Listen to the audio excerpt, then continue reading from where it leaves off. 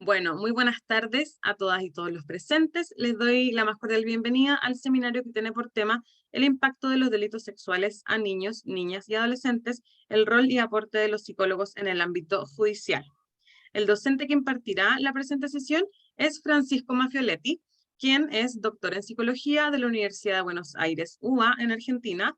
Tiene un máster en psicología clínica, legal y forense de la Universidad Complutense de Madrid, en España. Tiene un diplomado en Derecho de Familia de la UA, de la Facultad de Medicina de la UCH, entre otras. Es psicólogo forense, tiene un Premio Nacional de la Especialidad de Psicología Jurídica y Forense del 2011, otorgado por el Colegio de Psicólogos de Chile. Es director científico por Chile de la Asociación Latinoamericana en Psicología Jurídica y Forense. Miembro del Consejo Académico y fundador y docente del programa de Magíster en Psicología Jurídica y Forense de la Universidad de Diego Portales. Es coordinador e investigador principal del equipo iberoamericano de psicología del Instituto Iberoamericano de la Haya, presidente de la Fundación Instituto Chileno para el Estudio de la Violencia. Chicos, los micrófonos, porfa. Perdón. Past presidente y fundador de la Asociación Chilena de Psicología Jurídica y Forense, perito forense en temas penales, civiles, laborales y de familia, docente universitario de forma ininterrumpida desde 1993, profesor de la Academia Judicial de Chile, de la Academia de Fiscales. Bueno, entonces a continuación vamos a dar inicio a la presentación del docente. Una vez que esta termine, vamos a realizar un sorteo que será por una beca totalmente gratuita para el Diplomado de Peritaje Social, que tendrá su primera sesión en vivo el día sábado 3 de diciembre. Los requisitos para poder optar a esta beca son, primero, que sean psicólogos, trabajadores sociales, abogados u otros profesionales interesados en el área pericial. Asimismo, pueden participar estudiantes del último año de las mismas disciplinas. Y segundo, el sorteo se realizará solamente con las personas que hayan participado en toda la sesión, por lo que los y las invito a participar hasta el final y así que todos tengan la oportunidad de ganarse este cupo que se sorteará. Finalmente, para las y los que estén interesados, quedan todos invitados a nuestra página web donde están los seminarios que hemos hecho anteriormente para que puedan verlos si es de su interés, y también va a estar subida la charla del día de hoy junto con el material adicional ya en www.adipa.cl/seminarios. Y también hay diferentes podcasts sobre temas psicosociales, tanto en YouTube como en Spotify, buscando Adipados, y comentarles que al final de la sesión del día de hoy, y solo al final, les voy a enviar un link a través del chat por el que ustedes pueden optar a una certificación de este seminario, y al rellenar sus datos solamente en la planilla, les va a llegar a su correo electrónico rápidamente. Esto lo pueden completar 24 horas luego del seminario también, ¿ya? Así que sin nada más que agregar, le damos el paso a Francisco. Espérame, a ver. Hola, quisiera saber si puedo hacer una pregunta muy pequeñita. ¿Sí? Lo que pasa es que ayer participé del seminario del día de ayer con el trabajador social Cristian y hoy ¿Ya? Adipa me envió un mensaje por WhatsApp donde tenía 5 horas para optar a un descuento de un curso. Perdón, ¿Ya? Ya, y me dieron un código les voy a que es, proponer que lo resuelvan por interno o por mail porque tenemos una hora y hay 300 personas. Si usted me permite, me disculpa, Vivian, le puede enviar un correíto a no la hay gente de problema. Adipa. Sí, te Muchísimas voy a gracias por dejar su por el chat comprensión. un correo donde puedes preguntar, Vivian, ¿ya? Vale. Dale, Francisco. Muchísimas gracias, Florencia. Muy buenas tardes a todas, a todos. Disculpen que partamos así, pero una hora no es nada de tiempo para lo que queremos ver. Ustedes son 300 personas. Siempre me gusta intercambiar, pero conversábamos con Florencia que eso podemos hacerlo cuando son 30, 40, 50. Más de 60, 70 no es posible intercambiar durante la presentación y los mismos participantes empiezan a ver que el tema se va para otro lado del que ellos esperan y se les había prometido. Así que vamos a tener una última media hora, o sea, es una presentación de una hora más media hora para poder hacer preguntas que van a estar moderadas y de esa manera lograr este anhelado intercambio con ustedes, ¿no? Agradezco la invitación a DIPA una vez más por generar estos espacios. Me he dedicado prácticamente toda mi carrera profesional a la psicología jurídica y forense, llevo más de 25 años en ello, y el tema que vamos a abordar hoy día, y les agradezco la inquietud y el interés, es un tema tremendamente complejo y tremendamente relevante también para el desarrollo de no solamente de la psicología forense, sino que también de otros campos de las ciencias sociales que aportan, digamos, a la mejor resolución en el ámbito de la justicia, ¿no? Yo trabajé 3 años en el Instituto de Criminología de la PDI y trabajé 11 años en la Fiscalía Nacional del Ministerio Público, siendo asesor de los 3 fiscales nacionales que han habido. Y trabajé hasta octubre del año pasado como perito en tribunales de familia, inscrito a las Cortes de Apelaciones de todo el país durante los últimos 8 años, y como perito también en el ámbito penal. Voy a partir la presentación porque yo entiendo que resulta más atractivo y fácil de integrar los contenidos con un apoyo visual. Y les pido que las preguntas o dudas que puedan ir surgiendo o la necesidad de aclarar algunos contenidos lo vayan anotando para que podamos dar cuenta de ello e intentar responder al final de la presentación. Yo soy el más urgido y preocupado porque entiendo que el tiempo es muy, muy poco, ¿eh? Podría ser 3 horas tranquilamente porque es un tema, como le digo, vasto y complejo. Así que voy a partir compartiendo pantalla y mostrando el PPT que diseñé especialmente para ustedes para hoy día, ¿no? Si bien me baso en PPTs anteriores, el tema que nos estamos proponiendo es un poquitito distinto y un poquitito novedoso. La idea es que hoy día vamos a hablar del impacto de los delitos sexuales a niños, niñas y adolescentes, y el rol y aporte de los psicólogos, y entendamos de los profesionales del ámbito psicosocial, trabajadores sociales, psiquiatras en el ámbito judicial, con la apertura que ha propiciado la reforma procesal penal y la ley de tribunales de familia, la 19.968 del año 2005. ¿Sí? Bien, los contenidos van a ser estos 3, por tanto, los delitos hoy en Chile, la realidad de las cifras de los delitos sexuales y la labor y rol en el ámbito judicial.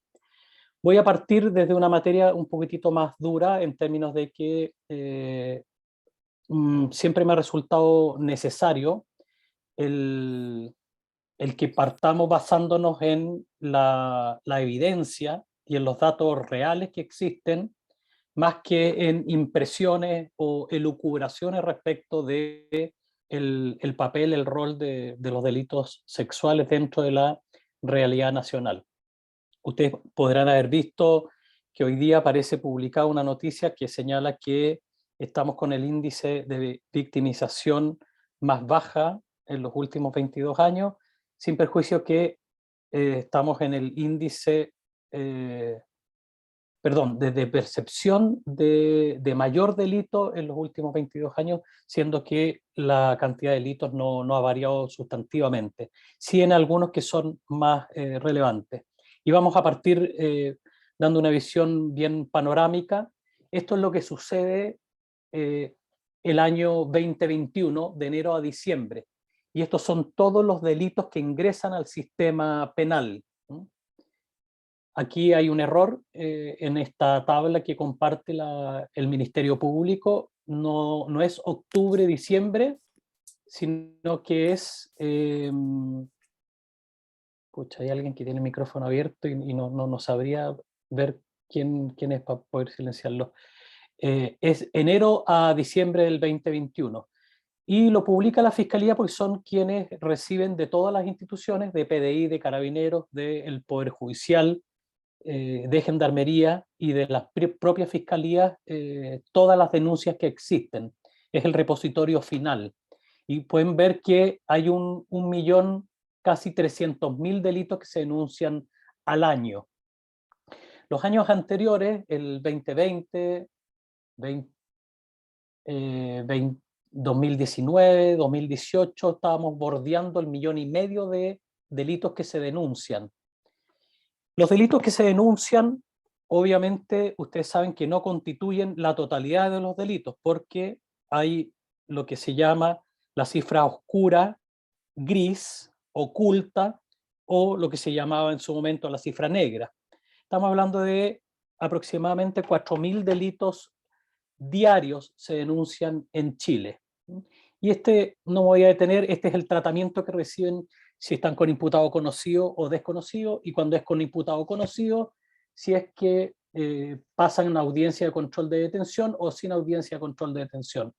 Esto todo lo pueden encontrar en www.fiscaliadechile.cl. En la parte de estadísticas están todos los boletines, incluso los pueden bajar en formato Excel para poder trabajar las cifras. Voy a volver un poquitito para atrás para que tomen nota de estas dos páginas web en las cuales pueden bajar también libros y artículos del área que están vinculados a estas temáticas.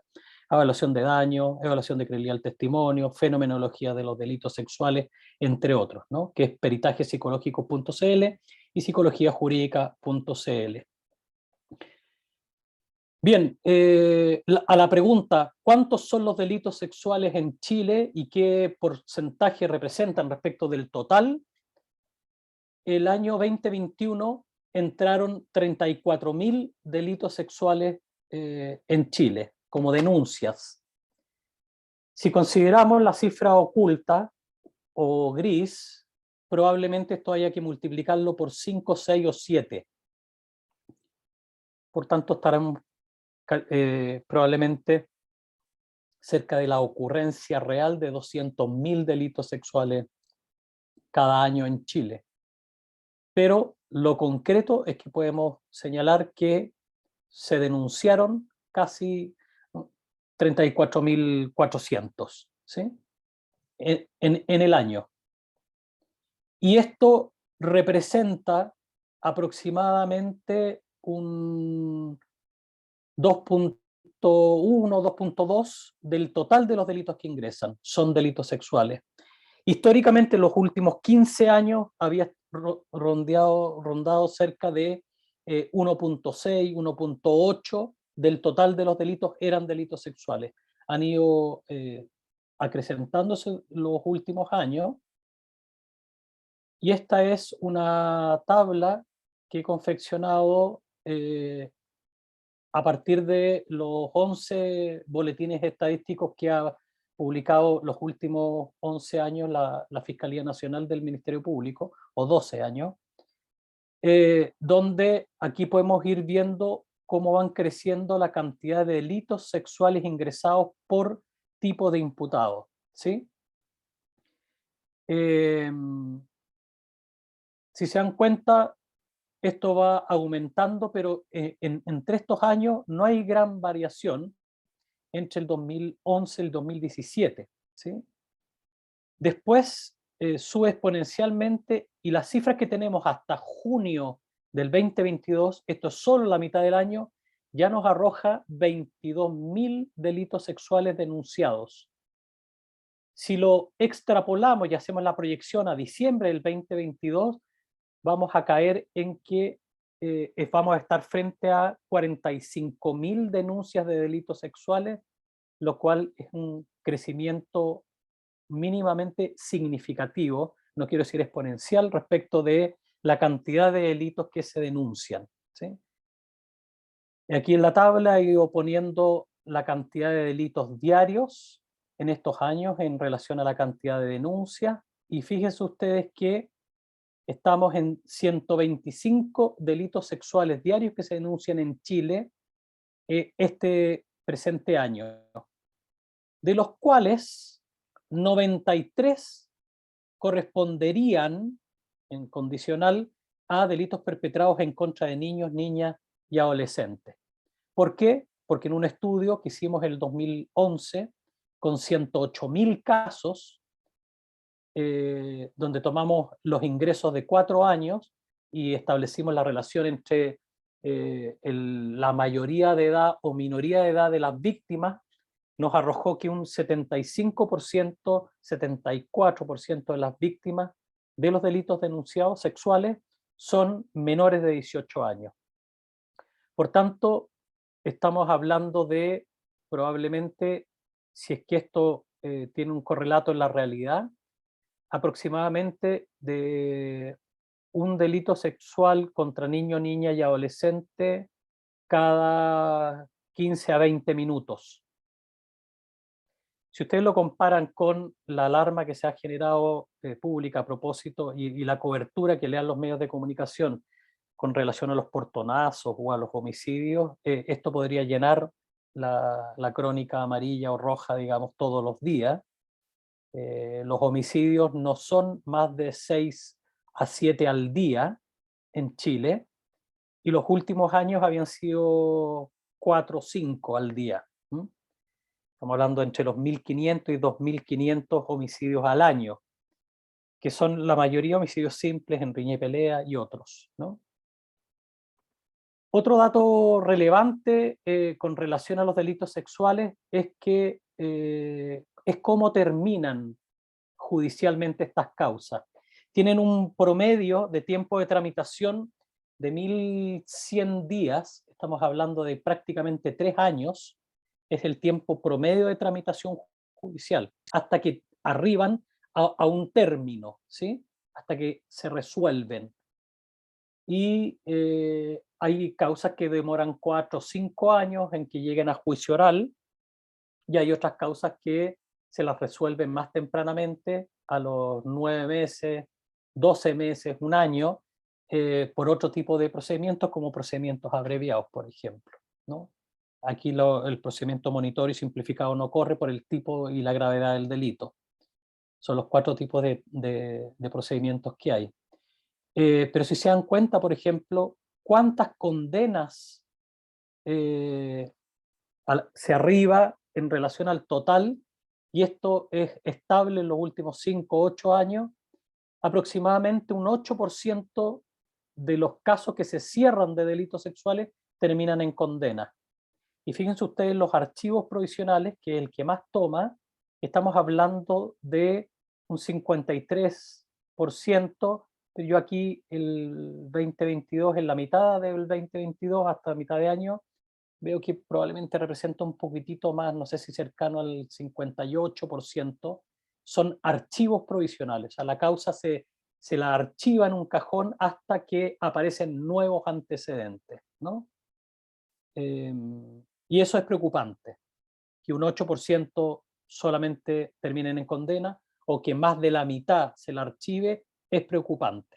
Y eso indudablemente debe llamarle la atención al sistema judicial, al Poder Judicial, a los tribunales, a Fiscalía, a Defensoría, al Ministerio de Justicia y a todos los actores que de alguna manera con nuestras intervenciones profesionales como peritos, por ejemplo, aportamos a este tipo de causas, ¿no? Estos son los 23 tipos penales de los delitos sexuales que hoy día existen y que están contemplados en el Código Penal. Esta es una tabla que creé el año, terminé de perfeccionarla el 2018, pero se me hizo necesario entender y visualizar de un pantallazo los 23 tipos penales o formas de cometer un delito sexual en Chile y las penas que están asociadas a estos delitos. Están expresadas ahí en cantidad de años, en estos números, y podemos ver, por ejemplo, que algunas parten en los 5 años y un día, llegan hasta los 20.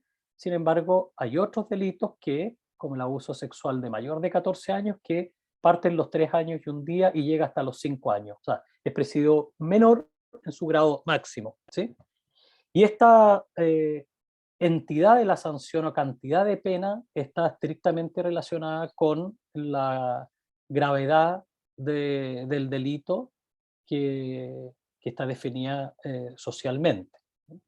Vamos a volver sobre esto si es que resulta necesario, pero las principales formas de comisión de delito sexual, del imputado, del sujeto activo al sujeto pasivo, la víctima, son lo que ustedes bien conocen como las violaciones o la penetración, el acceso, la introducción del pene por el ano, vagina o boca, en contextos de vulneración de la voluntad y la corporalidad del otro, los abusos sexuales, que son las vulgarmente llamadas tocaciones, y de ahí en adelante, que son los que ocupan más espacio, digamos, y mayor volumen, pero de ahí en adelante hay otra serie de delitos que están vinculados, por ejemplo, a la pornografía infantil, como la producción, almacenamiento y distribución de material pornográfico infantil, la trata de personas con fines de explotación sexual, los delitos de grooming, que es abuso sexual sin contacto corporal y a distancia.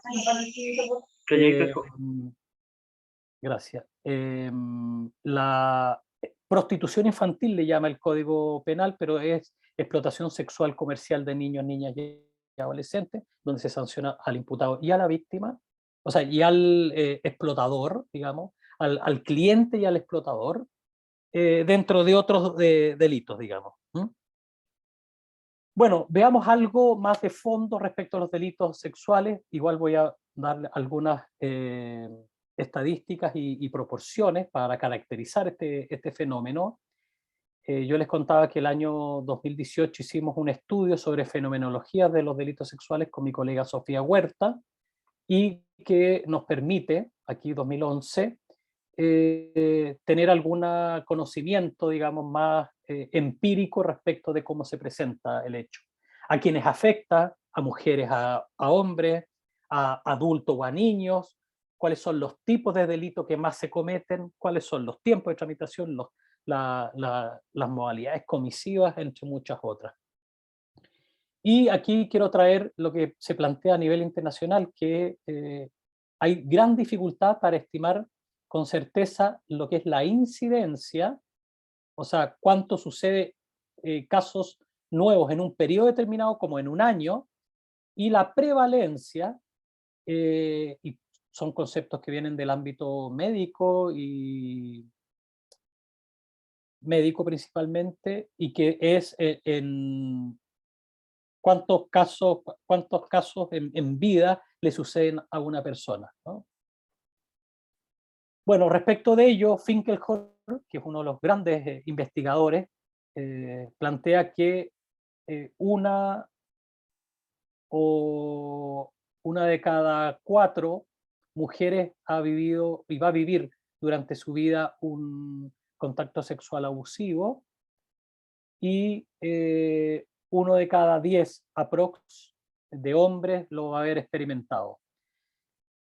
Si hablamos de la población, es una tremenda cantidad de personas, digamos. Esto es un problema de salud pública. La ONU estimó que 1 de cada 5 mujeres y 1 de cada 10 hombres, o 1 de cada 20 hombres. Hay un margen ahí porque son más de 190 países y la realidad en los distintos países es distinta. Por eso se ponen esos márgenes, ¿no? Por otra parte, investigadores como Pereda y et al. Establecieron que una cifra más o menos similar, 8 o 10% de varones y 20% mujeres. Ellos hicieron un metaanálisis de 65 artículos e investigaciones publicadas entre el año 65 y el 2006, con muestras de más de 22 países.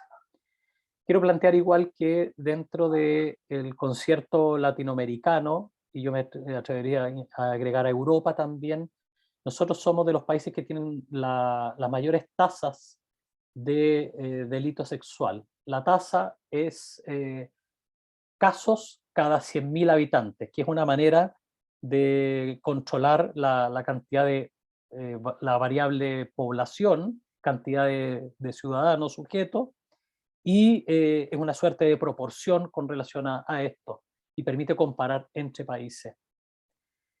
También, bueno, no lo voy a aburrir con las publicaciones, ¿cierto?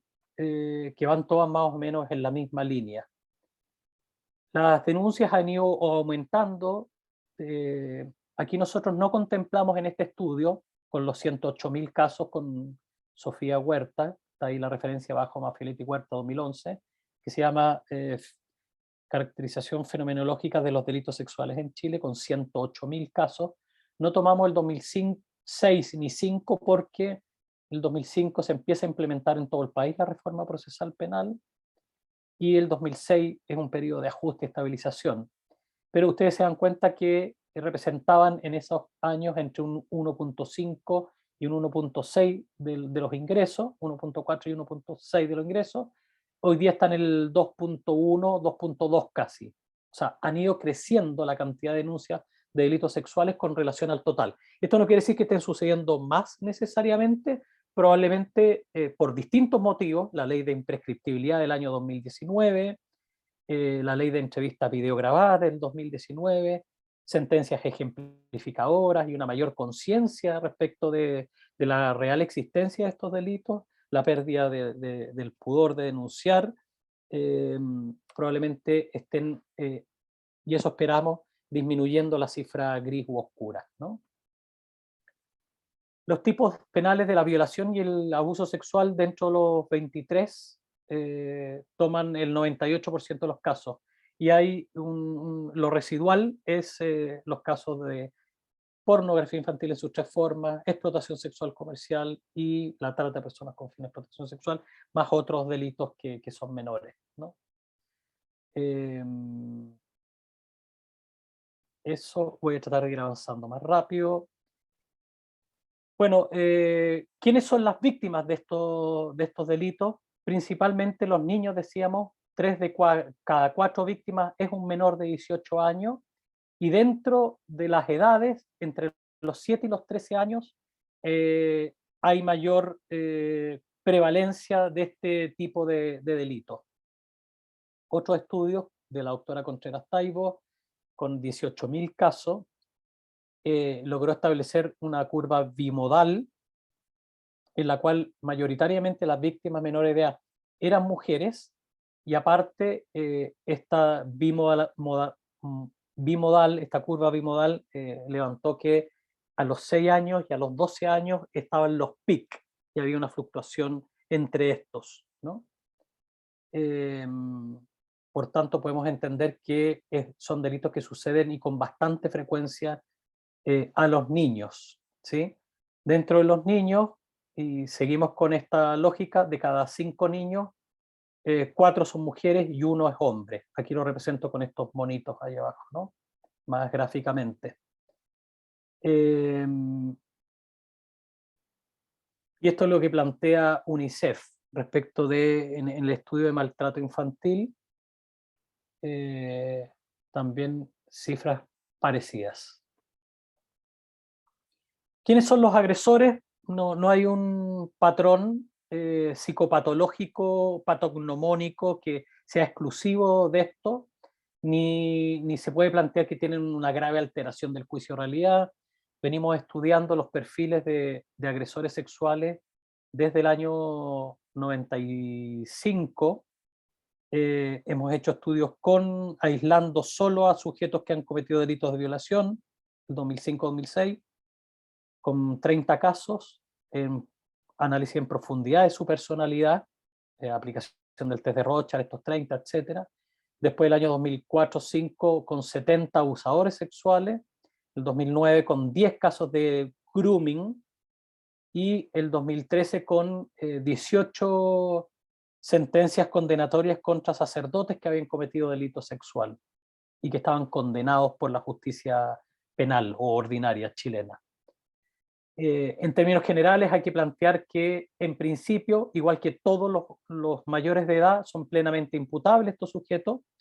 Otra cosa es que uno crea que están enfermos, que tienen un trastorno, por cierto, pero no son trastornos psicopatológicos que le afecten la capacidad cognitiva de poder enjuiciar o valorar o ponderar la ilicitud de los actos, ni le afecta la capacidad volitiva de actuar y dominar su conducta, actuar de manera coherente con esta comprensión. De que hay pedofilia, como diagnóstico, el DSM-5, el CIE-11, siguen estableciendo estos criterios de este patrón de excitación con niños, que puede ser exclusivo o no, puede ser con adultos y niños, sexual, por cierto, tiene que cumplir ciertos criterios de mantenerse más de 6 meses, no necesariamente tiene que haber tocado y agredido a un niño para ser diagnosticado pedofilia, porque es un trastorno mental que está dentro del propio sujeto. Puede ser que durante más de 6 meses tenga excitación sexual con niños y ya se lo diagnosticaría como pedófilo. En los otros casos se habla de pederasta para hacer esta distinción de los que efectivamente concretan este trastorno mental de la pedofilia en una tocación y vulneración a un niño. No obedecen a descontrol de impulso, al menos no todos los casos, sin perjuicio que algunos pueden tener, además, dentro de su diagnóstico, un problema de falta de control de impulso, pero no es lo que los lleva a cometer los delitos. La mayor parte de los agresores son hombres. Estudios nacionales plantean el de Contreras Taibo, por ejemplo, con 18.000 causas ingresadas al sistema, que son un 96, entre 94 y 96% son hombres, dejando un 6% aprox para mujeres. Hay un estudio del médico legal de la doctora Oneto y Araya que tiene una muestra más reducida y más con un sesgo de entrada, donde plantea que un 2% de los casos que llegan para evaluar como agresores al médico legal son mujeres. Y tenemos un perfil de ellas también hecho por esta misma doctora. Que en general son cuidadoras. El hombre agresor sexual, 96% de los casos, no hay un perfil único. Sí, en términos de características de personalidad y no de diagnósticos o síndrome, hay una baja capacidad empática en general, hay dificultad en el vínculo interpersonal, el manejo de la agresión, hay escasa tolerancia a la frustración, dificultades en la adecuada postergación del impulso, dificultades en una genuina resonancia afectiva, hay conflicto en el control de la conducta social, y cuando hablamos de trastornos de personalidad observamos claramente, igual que en la mayoría de los otros delitos, y esto no es especial de ello, los trastornos narcisistas, psicopáticos, antisociales, y en los otros delitos que son más, no tan sexuales, sino que más de delitos violentos, observamos también trastornos límites de la personalidad. El perfil del abusador, hay distintos estudios, hay otros que plantean que uno de cada 4 son hombres. En Chile estamos hablando que el 94-95%. La mayoría son conocidos de los niños, entre el 85% aprox son conocidos y un 15% desconocidos. Y dentro de los conocidos hay un porcentaje muy importante que son familiares y del entorno social inmediato. Y el resto, el 25 a 30% que falta, son personas del entorno y que son conocidos por el niño, pero con el cual no tiene un contacto demasiado estrecho. ¿Sí? Voy a avanzar un poquitito en estas cosas porque también son cuestiones que aparecen en... Respecto a la mujer agresora sexual, hemos ido viendo cómo van apareciendo noticias, empieza a visualizarse, se rompe un poquitito este estereotipo y la idea de que la mujer no comete este tipo de delitos, que es alguien seguro con quien dejar a los niños, y sin duda lo es. En tanto, existe una mucha menor probabilidad de que abuse sexualmente de los niños, pero todavía siguen habiendo ciertos prejuicios que llevan, por ejemplo, a titular 10 años de prisión a maestra por tener sexo con alumnos. Aquí hay que ser claro que eso no es tener sexo, que es una violación, ¿cierto? O conductas sexuales graves con un niño, no es sexo, ¿no? Y tenemos en Chile otros casos donde en el norte una mujer fue condenada a 5 años por ayudar y tener complicidad con su marido, que le dieron creo que 20 o 25 años por violaciones reiteradas a la hija, ¿no? Con la aquiescencia de ella. Voy a avanzar un poquitito con esto. La mayoría son cuidadoras, tanto personas que están dice profesora, empleada doméstica, cuidadora, dueña de casa, o en algunos casos profesores, profesoras, entre los 19 y 66 años, entre los 25 y 44 están la mayor cantidad de casos, ¿cierto? Que en general eso es así. En el delito común, los imputados por esos 1.300.000 casos que se denunciaron el año pasado, la mayoría está entre los 19 y los 29 años, ¿sí? Después hay una curva de decaimiento del delito, ¿sí? Al menos de lo denunciado, no necesariamente lo que se comete, pero también se entiende que hay un decaimiento natural. Hay una alta cifra negra en estos casos porque existe un patrón vincular cercano, hay mayor probabilidad de amenazas, de intentar mantener esto mediante el secreto, hay aproximaciones sucesivas, hay confusión en el vínculo, cuando son agresiones muy tempranas y al niño se le hace entender que son parte de una conducta normal, hay lo que plantea Samit, un síndrome de acomodación al abuso sexual infantil, hay manipulación del vínculo de confianza, hay reacciones del entorno social inmediato o familiar que tienden a desacreditar lo que el niño plantea, y se da el fenómeno de la retractación también en estos casos, que es desdecirse respecto de una versión original, tanto en su versión negativa, dijeron la verdad al principio y después dicen que eso era mentira, y esto es mentira, decir que era mentira, o dicen una mentira al principio y después dicen la verdad, o sea, niegan en primer término, después se allanan a decir la verdad cuando ven que hay un espacio más seguro, el imputado está en prisión preventiva, etcétera. Puede ser parcial o total la retractación, y es un fenómeno distinto al que se da en la violencia intrafamiliar, que es el de la eh, desestimiento. ¿Sí? Tenemos un artículo y una investigación también tanto sobre retractación como de desestimiento. Bueno, en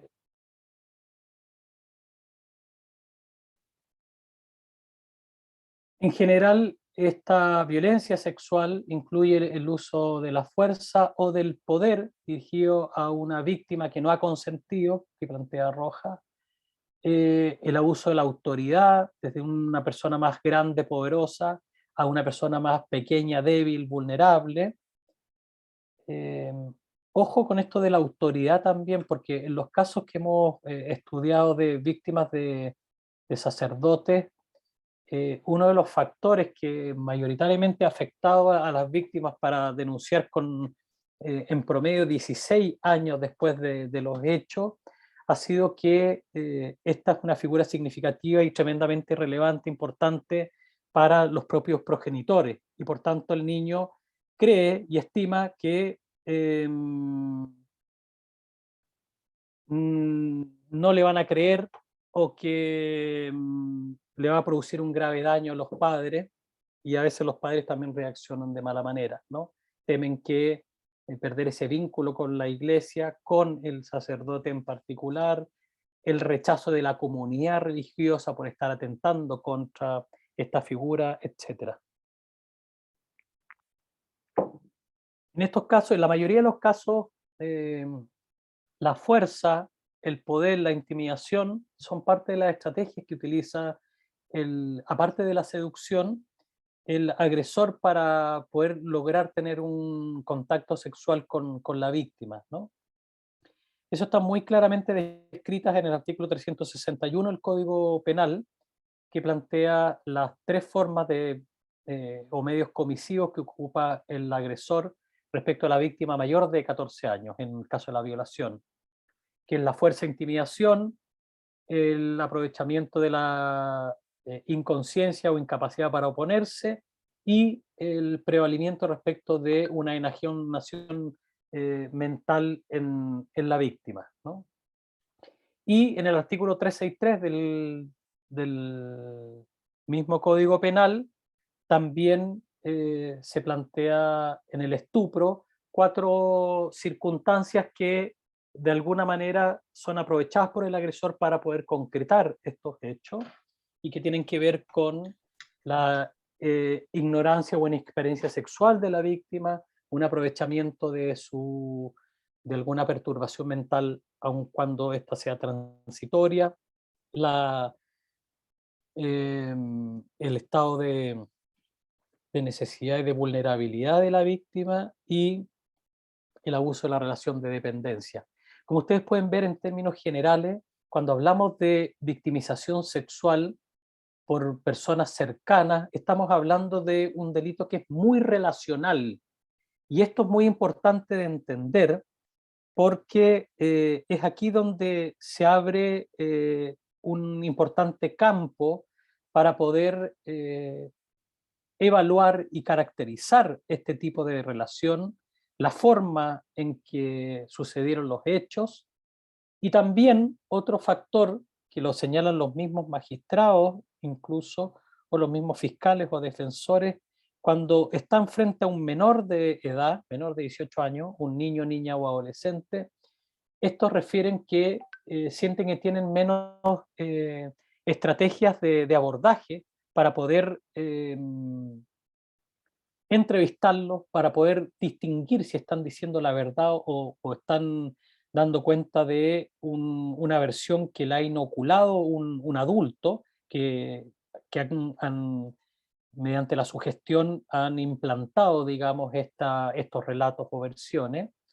Y tampoco tienen las competencias para poder discriminar cuando una víctima efectivamente está afectada, digamos, y es genuina esa afectación, ni tampoco la magnitud de esta afectación. Estamos hablando en términos generales de lo que es la evaluación de daño en las víctimas, y es un daño que se produce necesariamente como consecuencia del hecho que se está investigando y se pretende juzgar, y no de otros, y eso ya es algo difícil. Y por otra parte, la evaluación de la credibilidad del testimonio, o dicho de otra manera, el grado de ajuste que tiene el relato de la víctima respecto de los hechos que se están investigando, en cuanto a la presencia de una serie de criterios que le otorgan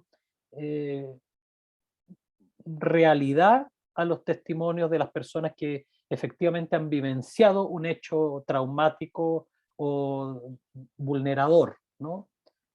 Ahí tenemos el modelo internacional del Statement Validity Assessment, o SVA, uno de cuyos principales componentes es el CBCA, que ustedes lo habrán escuchado y estarán familiarizados, que es el Criteria Based Content Analysis, que son 19 criterios de credibilidad del testimonio, que junto con una entrevista forense semiestructurada no inductiva y 11 criterios adicionales de validez de la entrevista y del procedimiento y de congruencia con toda la otra evidencia, constituyen un procedimiento ya validado y estandarizado a nivel internacional para evaluar la credibilidad del testimonio de los niñas, niñas y adolescentes, que no es lo mismo que decir que el relato sucedió y es real y esta es una víctima y este es el imputado, sino que, insisto, es cuán plausible es el texto o el relato con relación a unos ciertos criterios que se han estudiado desde el año 54 en adelante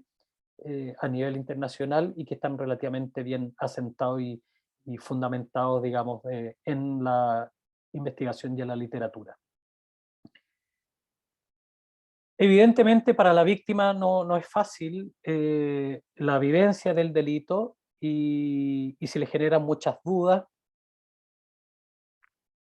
pasa por procesos de autoculpabilización incluso, aun cuando no tenga la culpa, y se generan importantes reacciones también en la víctima. Estoy tratando de ir pendiente del tiempo. Bueno, se lo ha considerado como una forma de maltrato infantil el abuso sexual. Finkelhor lo define como un contacto sexual donde el niño es incapaz de consentir por virtud de la edad o por diferencia de poder y por la naturaleza de la relación con el adulto. Sin embargo, no hay una única definición de delito sexual, las hay a nivel internacional, la tenemos en nuestro propio Código Penal, en el artículo 361 al 411 quater, están todos los delitos sexuales, y en el 366 ter, de alguna manera, se hace la gran distinción entre lo que es un abuso sexual respecto de lo que es una violación. Lo plantea en términos de esta vulneración significativa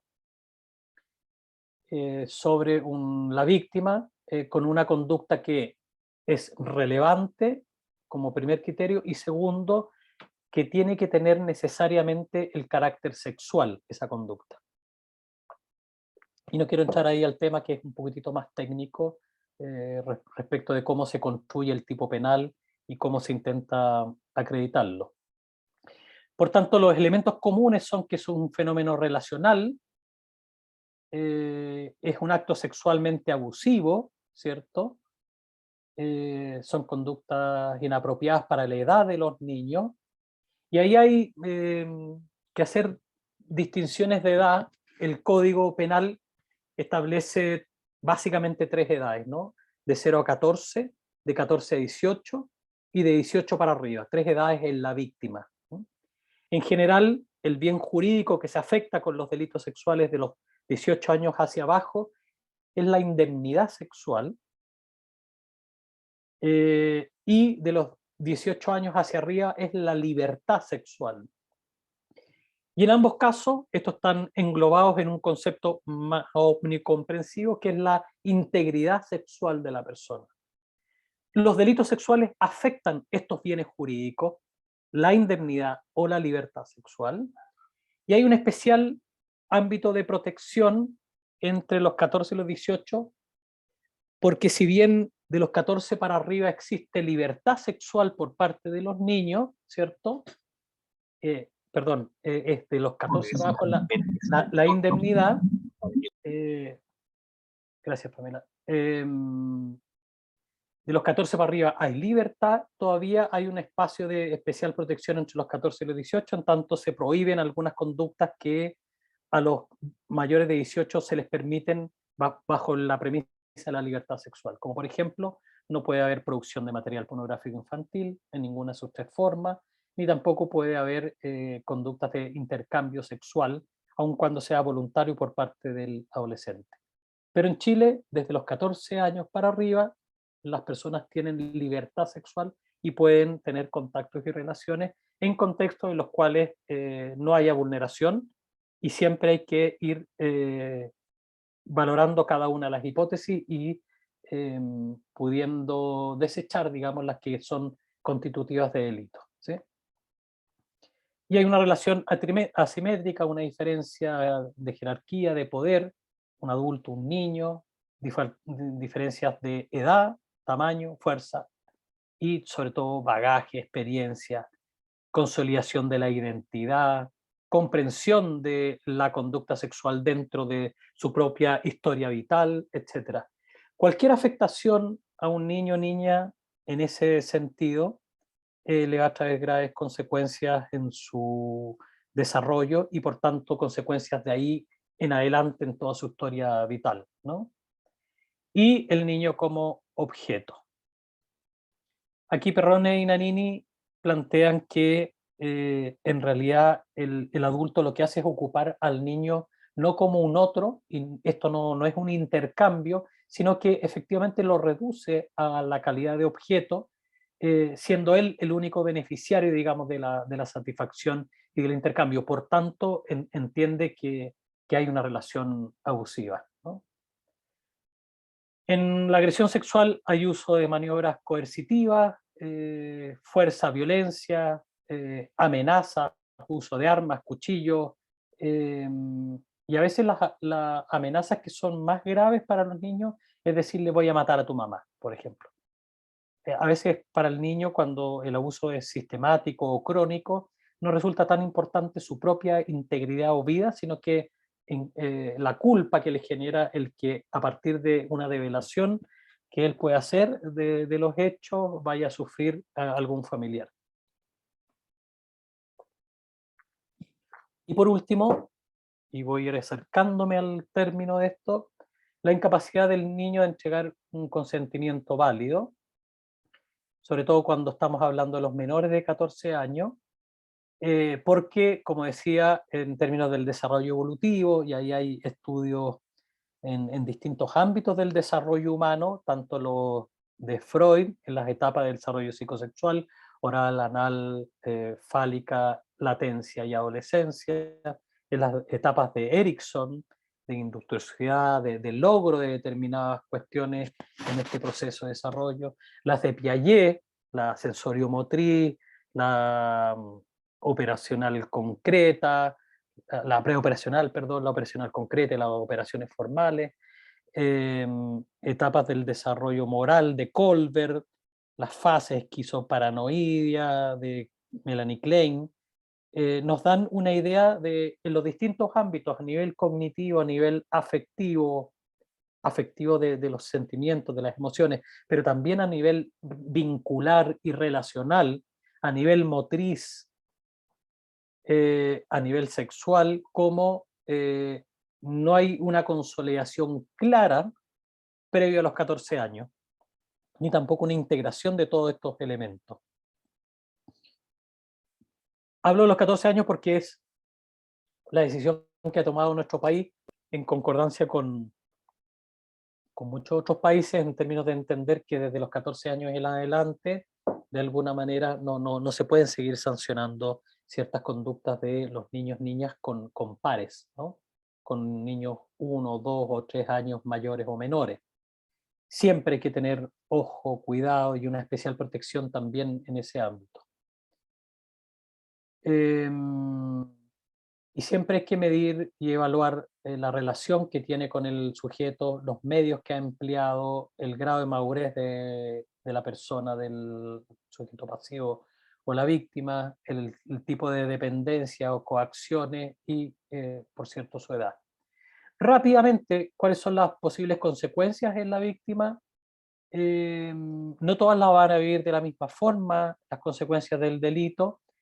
Va a estar vinculado también y depender, aparte de las características de la edad y personalidad, el apoyo de la red social, el vínculo con el agresor y su mayor injerencia en él, el tipo de abuso, si es una vez, 8, 30 y tantas o 200 veces, la violencia del hecho, sus características, el grado en que lo involucre a él, el apoyo psicológico especializado que puede recibir, la victimización secundaria que le propicia el sistema en su paso por él, en dilatar, en no informarle, en hacer entrevistas con profesionales no especialmente capacitados, y la demora de la respuesta judicial y de las consecuencias de las decisiones y acciones que ellos toman.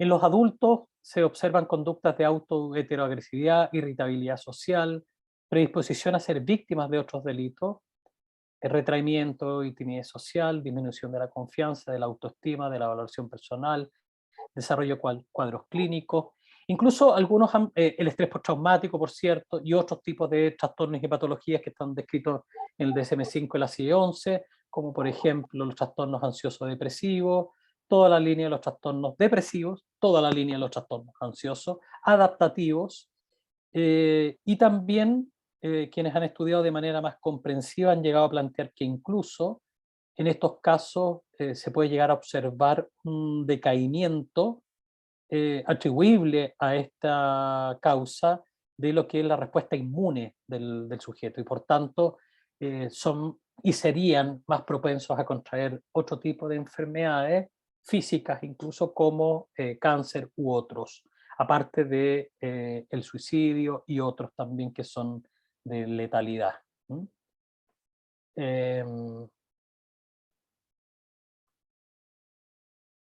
Las consecuencias en los menores de edad, esa foto es mía, soy yo cuando chico. No quise poner a ningún niño, me puse a mí. Conductas de autoagresividad, intentos suicidas también, a veces como una forma de obtener atención, que no está mal, digamos, porque son los únicos medios que tienen. A veces uno escucha que lo desecha, no, quiere llamar la atención, y eso no es malo, o sea, póngale atención entonces, ¿no? Tienen también predisposición a ser víctimas de otros delitos, aislamiento social, retraimiento, también la autoestima, la confianza, cuadros clínicos de depresión, problemas a nivel sexual y estrés postraumático y otros. Y por último, terminar con este síndrome de acomodación al abuso sexual infantil que describe Samin del 93, cuyo quinto punto o etapa es la retractación, que es totalmente susceptible de ser observado y normal. El secreto, las amenazas, la acomodación al abuso, las revelaciones tardías y la retractación serían parte del proceso por el cual se pasa. Y esta retractación constituye la última etapa del niño que ha sido abusado sexualmente. También se puede dar al inicio de la investigación, no solamente muy avanzada esta, y hay, como decía, distintas formas en que ésta se produce. Bueno, ya les planteé, hay otros autores como Perrone que describe el hechizo, Barudi las 3 formas características de agresiones, la fase de seducción, de interacción sexual abusiva y la de secreto. Ahí alguien está rayando la pantalla con su lapicito. Y aquí destacar solamente, para cerrar, que ¿qué es lo que se nos pide a veces? Que hagamos evaluación de credibilidad del testimonio, que implica la lectura y el análisis de la carpeta fiscal, de la pregunta psicolegal, la definición de una metodología adecuada, idónea para los fines de lo que se solicita, y la aplicación de un modelo, que puede ser el SBA, el Statement Validity Assessment, o algún otro validado a nivel internacional. Y por otra parte también la evaluación del daño. Hemos escrito 2 libros a nivel interinstitucional por varias instituciones del Estado, Fiscalía, PDI, Carabineros, Ministerio de Justicia, Sename, Médico Legal, y algunos otros colaboradores. El 2008 sobre evaluación de credibilidad del testimonio está disponible en estas páginas que les señalé, psicologiajurídica.cl o peritajespsicológicos.cl. Y también escribimos un libro, y el 2018 se hizo una segunda versión actualizada de este libro, le llaman el del 2008 el libro verde, y está el libro naranjo, que es el 2018. Y a nivel de evaluación de daño también, casi las mismas instituciones nos pusimos de acuerdo y convenimos en hacer un libro con lineamientos técnicos respecto a la evaluación de daño, tanto por parte de psiquiatras, de trabajadores sociales y de psicólogos. Son 3 capítulos distintos del libro, y fue publicado en el 2012, y que representa, yo diría, un amplio consenso a nivel nacional respecto de qué es lo que hay que evaluar y cómo hay que evaluar el daño. Para todo lo otro que diga en relación a la cuestión pericial, tenemos el Código Procesal Penal, el artículo 314 y 315, y tenemos el artículo 45-46 de la Ley de Tribunales de Familia, y siguientes en ambos casos, los artículos que le siguen también. Eso es, a modo general, una visión más panorámica, y quisiera no continuar, digamos, porque hasta ahí me parece que es prudente para dar paso a lo que puede ser el intercambio de preguntas, opiniones y conversación con ustedes. Eso, muchas gracias. Voy a dejar de compartir entonces.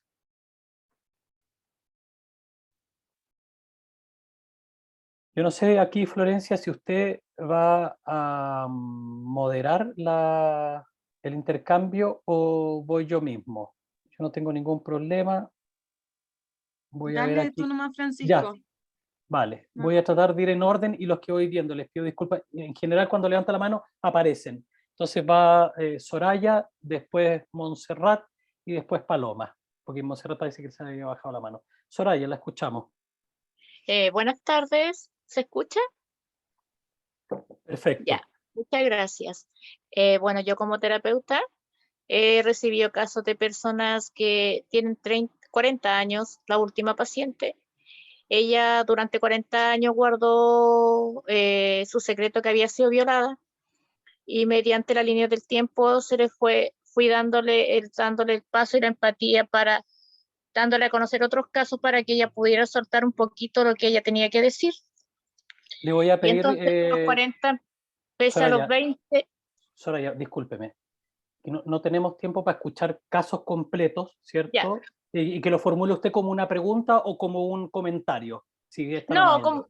como el comentario de que realmente tiene toda la razón, que muchas veces las personas se guardan esas cosas hasta un momento en que ya no dan más y tienen que resolverla porque le trae mucha ansiedad, angustia, no viven tranquilos, y una infinidad de casos que acarrea muchas enfermedades que después del tiempo ya se le van, como quien dice, declarando. Muchas gracias, Soraya, por su comentario. Montserrat. Gracias a usted. Hola, buenas noches, ¿se escucha? Sí, perfecto. Soy estudiante de técnico en trabajo social. Tengo la duda de si estos menores o RNA abusados pueden desarrollar el síndrome de Estocolmo. Para contestarle rápido, sí, cualquier persona puede desarrollar síndrome de Estocolmo, pero el fenómeno es un poquitito distinto, porque en el Estocolmo lo que se da es una relación con el secuestrador, donde no hay un vínculo previo, y aquí más bien sería, es como similar, pero no es lo mismo, porque aquí hay una relación, a veces afectiva, de dependencia, de cuidados incluso, de cariño, de familiaridad, de reconocimiento del agresor, de la víctima, digamos, hacia el agresor, y está descrito por Sami como síndromes de acomodación al abuso sexual infantil. Está descrito por Perrone como del hechizo. O sea, si bien uno analógicamente podría entender que hay algo más o menos parecido, el otro, la distinción que tiene es que son dos personas con las cuales no hay relación, y se da como una forma de supervivencia el Estocolmo, y en estos casos estos otros también, para mantener la integridad de la personalidad, el sujeto lo que desarrolla es este vínculo positivo, digamos, entre comillas, o esta negación de los aspectos negativos con el agresor cuando están en situaciones de mucha dependencia. Muchas gracias, Montserrat, porque se han ido sumando personas y tengo que tratar de darle la palabra a María José. Tengo Muchas gracias, después Fen. a Paloma, María Paz, Alexandra, después María José, perdón si no soy del todo, después Xavier, después Vanessa, Alonso, Carlos. Viene ahora Paloma entonces. Hola, buenas noches. Buenas noches. Delante mencionó sobre la magnitud de afectación que era súper importante para evaluar. Y mi pregunta es si a una persona no parece haberle afectado tanto la agresión sexual, ¿igual debería procederse con una denuncia o no? Ay. Hay varios puntos ahí, Paloma. Gracias por su pregunta. Lo primero es que todos los profesionales del ámbito de salud y educación, cuando están frente a un posible caso de delitos contra un niño, niña o adolescente, contra un menor de edad, están obligados a denunciar. Y ustedes lo pueden revisar en el artículo 175 del Código Procesal Penal, ¿sí? Eso es lo primero. O sea, siempre vale la pena denunciar cuando usted cree que está frente a un delito, por cierto, ¿sí? Porque a veces es la única vía por la cual ese niño puede evitar la cronicidad y sistematicidad de próximos delitos, y además consecuencias más gravosas como la afectación del bien jurídico de la vida, o sea, hasta su muerte. Por otra parte, cuando elaboramos la guía de evaluación de daño, establecimos como hipótesis de trabajo 7 hipótesis de trabajo. Y hay 2 de ellas en las cuales están relacionadas con que no se ve afectación en la víctima.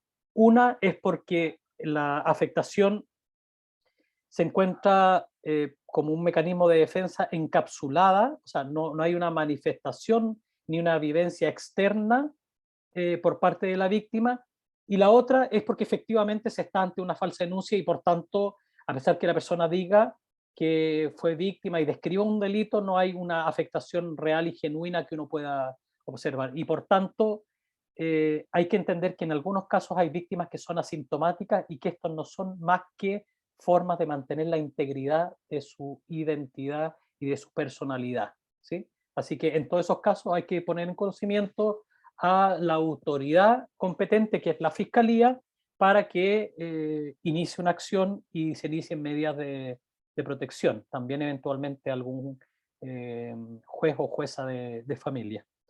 Gracias, Paloma. María Paz Aliaga, pero tiene, aquí me confundo. Ahí está. Tengo una foto. Francisco, muchas gracias por tu ponencia, me gustó muchísimo. Bueno, yo soy abogada, no soy psicóloga, pero trabajo en un equipo donde trabajamos con triadas psicosociales. Y en relación puntual al título del seminario, me gustaría que nos dieras alguna visión más amplia o una visión más concreta respecto al aporte como psicólogos dentro de estas triadas profesionales para la correcta consecución o al menos determinación de pena que vaya más allá del 7%, creo que fue lo que mencionaste, de acuerdo a las cifras. Si nos pudieras dar algún aporte concreto respecto al rol del psicólogo, mire, usted debería hacer esto, enfocarse en esto. Eso me gustaría, me enriquecería mucho, Vale. viniendo desde ti. Muchas gracias, María Paz. Es un catálogo largo que tengo y que lo he ido manifestando estos años. Están en distintos niveles. Cuando es más amplio es al Poder Judicial y al sistema de peritaje en Chile, neoliberal absolutamente. O sea, aquí el que tiene plata se consigue buenos peritajes y el que no se rasca con sus uñas. Y yo estoy proponiendo hace muchos años, y lo he elevado hasta bien arriba en la estructura del Poder Judicial, el médico legal debiera depender del Poder Judicial, como es en otros países como España, Argentina, con peritos oficiales. O sea, que al perito se le pague mensualmente y se le remunere bien, que haya un cuerpo de peritos que no dependan de las partes y que aporten realmente con objetividad, imparcialidad y obviamente la idoneidad, que es otro elemento. Pero acotándolo más a lo que usted me plantea respecto de su equipo, nosotros, por ejemplo, en la formación de un perito, lo primero que hacemos es pasarle los 23 tipos penales. Yo hago un curso de entrevista en la universidad en pregrado, también lo hacía durante 7 años en la Academia Judicial, al escalafón primario y secundario, y de las 24 horas que tiene ese curso en el escalafón, o de las 16 clases que tiene el semestre en la universidad, dedico 4 o 5 a los tipos penales. Ya me los he aprendido estos 20 años de memoria, porque lo que uno entiende por abuso sexual son cosas muy distintas de lo que está en el código. Sobre todo lo que piensan los psicólogos, diría yo, ¿no? La agresión sexual, la vulneración, la transgresión del límite corporal. ¿Ah? Se esperan determinadas cosas y se hace muy desde la disciplina y poco desde lo que el sistema necesita. Yo siempre les planteo, el sistema penal es un sistema de toma de decisiones, sí o no, nada más, y donde importa el imputado y el hecho. Los hechos constitutivos de delito, su acreditación y la participación culpable o no, dependiendo la imputabilidad y el juego de atenuantes y tal. Entonces, cuando se evalúa a la víctima, primero, hay que saber entrevistar a la víctima. Y yo lamento que la ley de entrevista videograbada, la 21.057, se haya, del 2019, que se acaba de terminar de implementar el 3 de octubre del 2022 en todo el territorio nacional, y si bien lo hicieron bien en la gradualidad de la implementación, se debiera aplicar a todas las víctimas y no solo a algunas. Se debiera acreditar y capacitar a todos los profesionales, independiente casi del delito, porque el sistema exige, como los grandes protocolos internacionales, el ABE de Reino Unido, el del estado de Michigan o el NICH de Estados Unidos, exigen una aproximación que genere evidencia que sea válida para la corte o para el procedimiento criminal. Yo creo que los psicólogos estamos especialmente llamados a operar en este ámbito, y lo he sostenido a lo largo de los años, porque lo que hacemos nosotros es estudiar la conducta humana. Y en el ámbito judicial no hay otra cosa, tanto en familia como en lo penal, que conducta humana. Cosas que les pasan a personas y de determinadas maneras. Y el mundo del derecho está lleno de conceptos psicológicos. La conciencia, la motivación por la norma, la voluntad, el control de impulso, la culpa, etcétera, etcétera. Y cuando desde el mundo del derecho nos dicen conciencia, la psicología entiende una cosa muy compleja por conciencia. Podemos hacer un congreso internacional de 3 días sobre lo que es la conciencia. Pero en el ámbito judicial o legal, jurídico, que son distintos niveles. Judicial es los tribunales, jurídico es la juris, digamos, el contenido más de fondo. Se entiende la conciencia como lo que está disponible, digamos, o el conocimiento. Yo hice mi tesis doctoral en inimputabilidad penal, un concepto bien complejo y bien bisagra, digamos, entre estos ámbitos. Y bueno, yo creo que lo que tienen que hacer los profesionales que se dedican a esta disciplina y al peritaje y a aportar hacia el mundo judicial, decisional, es primero conocer ese idioma, los principios, las reglas que lo guían, para poder adecuar la disciplina a ese contexto. Eso es la especialización en la psicología jurídica y forense. Y me atrevería a plantear también en la psiquiatría y también en el trabajo social. Entonces hay que formarse, hay que conocer del ámbito y de las lógicas en las cuales van a insertarse profesionalmente. Por eso no se puede operar desde la psicología clínica en el ámbito forense, porque eso hemos visto que en algunos casos es un desastre. Podría ampliar mucho más, María Paz, pero yo diría que por ahí va un poquitito. Muchas gracias. María José Veloso, creo que sí. Hola, ¿se escucha? Perfecto. Hola, muy buenas noches. Yo quería hacer una pregunta puntual, según su consideración, estimado, según su experiencia. ¿Qué es lo que está fallando tanto en el sistema? ¿Por qué hay tantos casos que se archivan en el ámbito psicológico? ¿Qué es lo que está fallando, según su criterio, en el sistema chileno? Bueno, usted dice casos que se archivan más que en el ámbito psicológico, en el ámbito judicial respecto de las denuncias. Las causas terminan, o sea, ya es muy difícil que una víctima denuncie y devele. Se entiende que 1 de cada 8 a 1 de cada 10 lo hacen.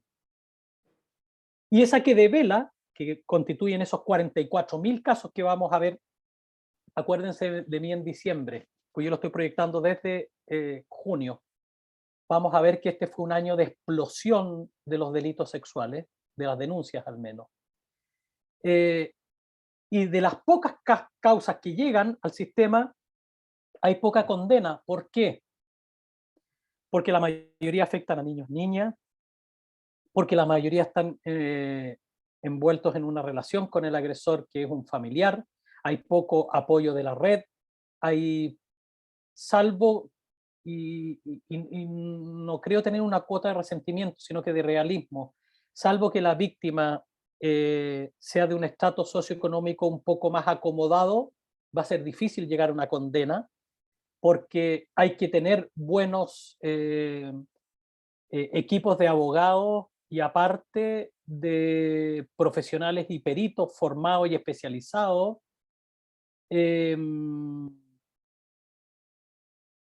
La cantidad de peritajes que hace un perito hoy día también es algo que hay que revisar. Hace muchos años, 10, 15 años, los peritos hacían de los CTD, que eran los predecesores de los DAM, llegaban a hacer hasta 18 peritajes al mes, hasta 20 en las duplas psicosociales. Hoy día están haciendo 12, aprox, 11, 12. Lo ideal para mí son 7 u 8 a lo más, para poder dedicarle un tiempo al análisis de la carpeta, al estudio, a la generación de hipótesis, la planificación de la evaluación, el análisis de los resultados de las pruebas, redactar bien un informe y no hacerlo como si fuera una panadería que entra la masa y sale el pan por el otro lado, porque hay un usuario que requiere nuestro respeto, hay un usuario que de su vida, no solamente la víctima, sino que el imputado también depende de la capacidad que tengamos de poder enjuiciar bien. Para mí el resultado de un juicio no necesariamente tiene que ser una condena, puede ser una absolución, cuando el caso requiere, y es lo más justo, la absolución. Pero no deja de ser llamativo que la tasa de condena sea tan baja con relación a la cantidad de casos que entran. Si uno toma solo los juicios orales en el año, que son alrededor de 1.300, 1.400 juicios orales en delito sexual, la tasa de condena es más alta, está cerca del 70%. Pero Así todo, no podemos estar tranquilos y conformes con eso, porque los niños, niñas y adolescentes es una condición de especial cuidado, atención y vulnerabilidad, y sin duda queda mucho por mejorar en ese ámbito. Perdón que vaya avanzando, María José, muchas gracias por su pregunta. Xavier, Hola, buenas, ¿se escucha? perfecto. Justamente quería preguntarle por lo que acaba de mencionar con respecto a las líneas DAM, de los diagnósticos ambulatorios en el área de delito sexual. ¿Cuál es la diferencia con respecto a eso, un peritaje, por ejemplo, de credibilidad en esa área? ¿Cómo lo diferenciaría usted? El del DAM, respecto de cuál, Xavier? De un peritaje, por ejemplo, en la credibilidad de relatos o la sospecha, confirmación de sospecha en área de delito sexual. Ya, es que no me queda claro qué es lo que quiere que compare los DAM y credibilidad relato, pero ¿contra qué tengo que comparar? Eso es lo que no me queda. En el sentido por ejemplo, de confirmar o no un delito sexual. Si puede ser más preciso, se lo agradecería para poder responderle lo que O usted sea, porque necesita. por un lado en línea DAN no hay un análisis de credibilidad, sino que tiene que ver con un sentido más proteccional del niño, ¿verdad? Sí. Entonces, por lo tanto, se evalúan más factores protectores de riesgo, pero no hay ese análisis más fino que podría ser como el de la credibilidad, que sí se podría dar en un ámbito a lo mejor de fiscalía o de forma particular. Vale. Entonces, esa es mi consulta de cuál es esa diferencia que usted ve en el ámbito público, que sería la línea DAM, con respecto a esta otra parte. Vale, ahí creo No sé si se entiende para dónde. Sí, creo entenderle, si no usted me corrige, porque me interesa más responderle a usted que responder algo. Mire, la realidad de los DAM hoy día es que, y los últimos años, es que dedican entre el 90 y el 95% de su capacidad a tribunales de familia y el resto a lo penal. En familia no es relevante ni pertinente una evaluación de credibilidad del testimonio. En el ámbito penal sí. Y la evaluación de credibilidad del testimonio es una metodología muy compleja que requiere no solamente estudio, conocimiento y formación, sino que ejercitación y práctica. Bueno, y también hay que aclarar que la credibilidad del testimonio no es una metodología que venga de manera mágica, digamos, a resolver o a hacer un pronunciamiento último y respecto al cual no puede haber opinión sobre la real existencia de los hechos. La evaluación de credibilidad implica, por parte del profesional, como decía hace un rato atrás, que él se pronuncie respecto de si es que el testimonio o relato que él es capaz de levantar con un tipo de entrevista en particular, forense, semiestructurada, no inductiva, el relato que es capaz de levantar con ese dispositivo no sugestivo contiene una serie de criterios que habitualmente se vinculan con los relatos creíbles, con los relatos, perdón, realmente vivenciados. Pero la conclusión del informe pericial no es vinculante respecto a la decisión que toma el tribunal.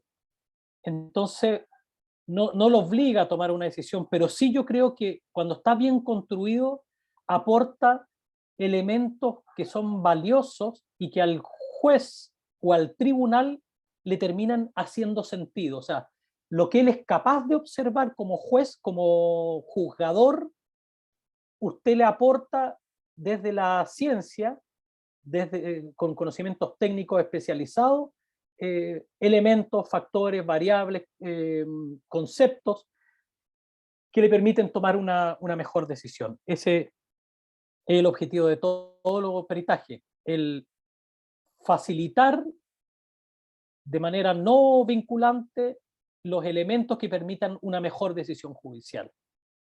En el ámbito privado hay mucho más tiempo. Yo hacía un peritaje mensual y me tomaba mi tiempo para el peritaje. Y muchas veces hacía uno cada 2 meses, a pesar que me llegaban casi todas las semanas requerimientos o solicitud de peritaje, a muchas decía que no porque estaba ocupado haciendo eso, porque cobraba en parte un poco más caro y me permitía sostener mi práctica, porque hice una maestría en España y estuve endeudado por miles de años, hice el doctorado en Argentina, o sea, he invertido mi tiempo y todo mi tiempo en esto.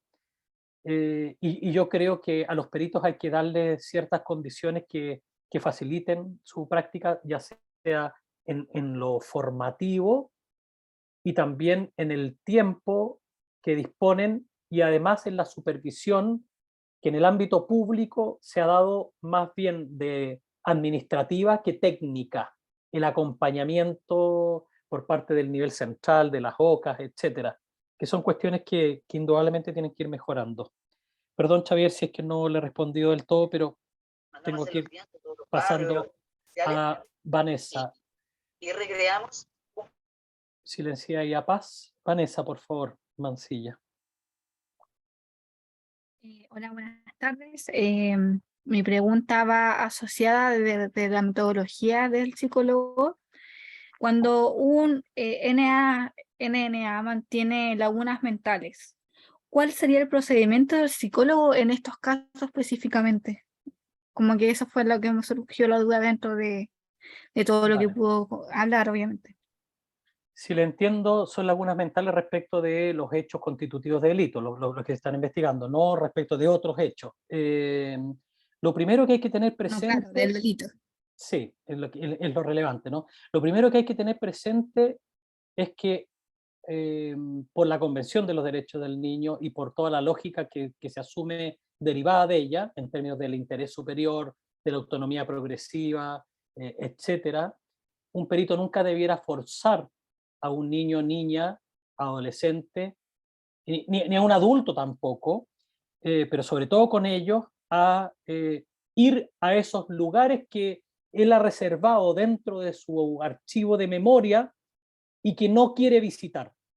Digamos, el olvido lacunar o selectivo, en ese sentido, está cumpliendo una función de mantención de la integridad del sujeto. Y si usted lo busca, está vulnerando esa integridad a costa de levantar una información que se requiere para el ámbito penal o procesal penal, y eso no parece algo adecuado. Sí le puedo decir que una estrategia que permite, sin vulnerar y siendo muy respetuosa de eso, un mejor abordaje y que permite de alguna manera ir liberando estas resistencias por parte de la propia persona, tiene que ver con una adecuada entrevista, no solamente en términos de preguntas, sino que de dispositivo de entrevista. Esto quiere decir consentimiento informado y asentimiento informado, un buen rapport con la persona, preguntas que sean abiertas. O sea, estoy hablando lo que es la síntesis de los principales protocolos internacionales, que son tranquilamente 10 protocolos internacionales de entrevista. Yo mencioné el NICH, el AVE, el Estado de Michigan, el Memorandum of Good Practice, la entrevista paso a paso de Jewel. Nosotros generamos con mi colega Sofía Huerta la JEV, que es una guía de entrevistas víctimas, está disponible en la web, la pueden descargar tanto en la página de la Fiscalía como en las páginas que les di, y todas plantean que la generación de ese dispositivo con un setting adecuado, con un resguardo de la información, con un respeto de los tiempos del otro, podría favorecer la recuperación de estos contenidos que psíquicamente están siendo taponeados, digamos, para que no emerjan y produzcan este conflicto. Ahora, si es que usted, y voy a cerrar con esto, si usted está frente a un niño que a pesar de todo esto tiene esa laguna, respételo y deje su intervención hasta ahí y diga que no se pudo seguir adelante por estas razones. Y eso es un mejor peritaje que uno que fuerza al niño a ir a esos lugares que él está evitando ir y que no puede ir por su aparataje. Una última analogía, siempre les digo, imagínense un niño de 10 años que usted en su mochila no le pone 2 o 3 cuadernos, sino que le pone 4 o 5 piedras de 10 kilos cada una. El niño se va de espalda, porque la arquitectura psíquica o corporal, vertebral, no es capaz de resistir ese peso, ¿sí? Y eso hay que respetarlo y trabajarlo, además.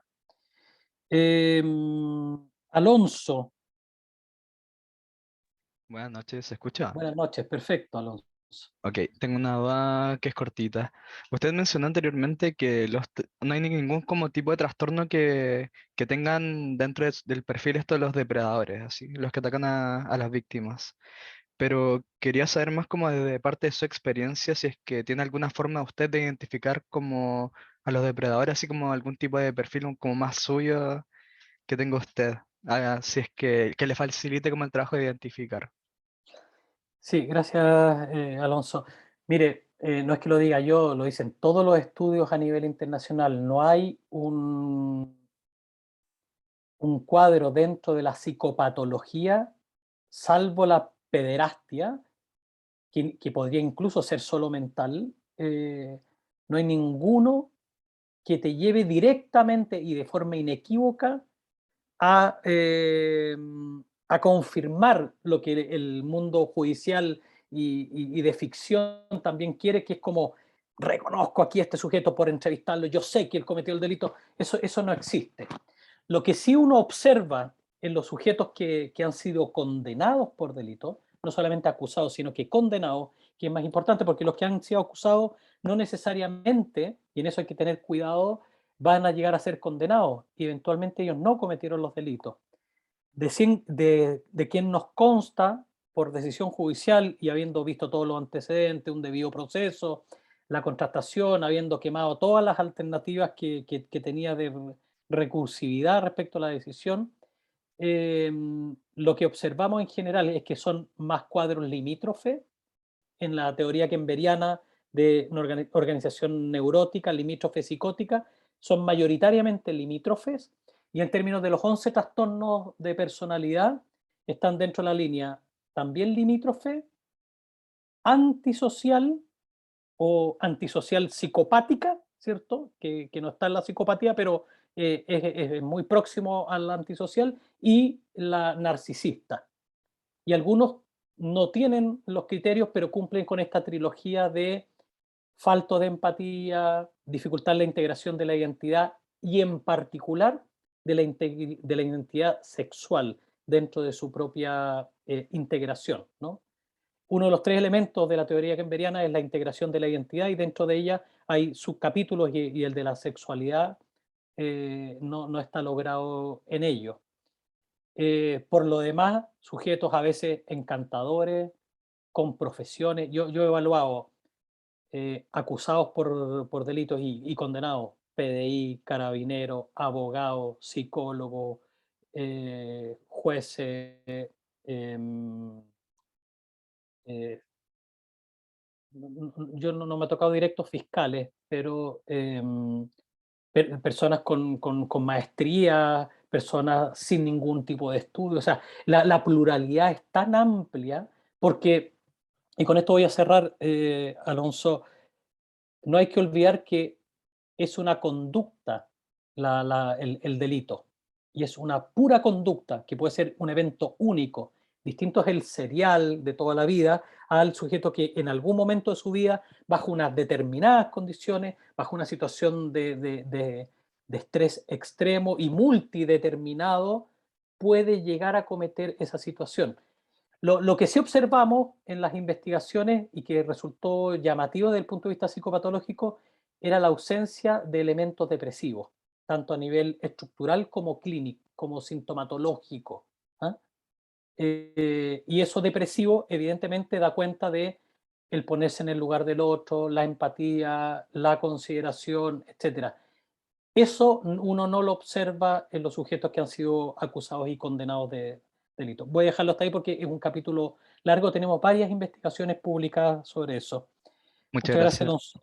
a usted. Carlos. Hola.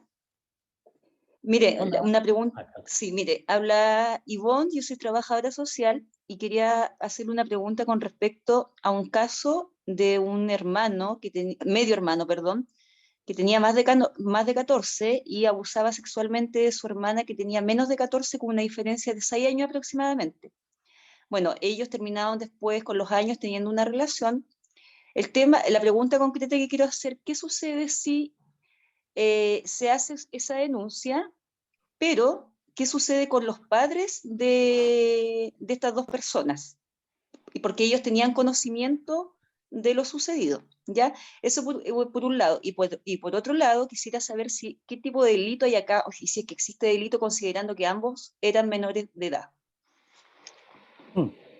Voy a tratar de responderle, porque evidentemente cuando uno trae un caso son varios elementos que uno deja de poner también, pero en términos generales, Ivonne, cuando hay contacto sexual, ya sea tocación corporal en zona genital o introducción del pene o de objetos por el ano, vagina o boca, con connotación sexual y de relevancia, cuando son menores de 14 ambos, no hay delito. Eso no es delito, ¿sí? No hay capacidad de cometer delito.